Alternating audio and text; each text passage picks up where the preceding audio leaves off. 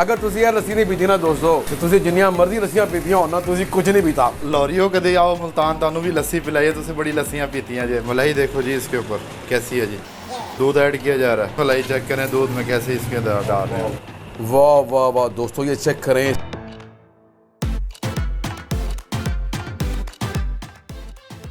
शाम का टाइम लस्सी पी रहे हैं।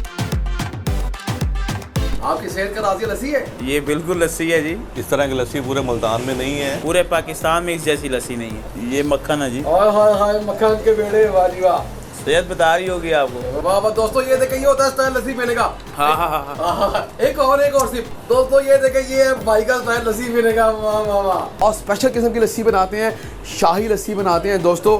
ये भैया ने गिलास मुझे यहाँ पे बना के दिया, आपको दिखाता हूँ। इसकी शेप चेक करें कितना खूबसूरत है। और दोस्तों इनका दावा है कि जो लाहौरी हैं उन्होंने बहुत सी लस्सियाँ पी होंगी, लेकिन एक दफ़ा कि इनकी भी लस्सी ट्राई करें तो ये सारी लस्सियाँ भूल जाएंगे।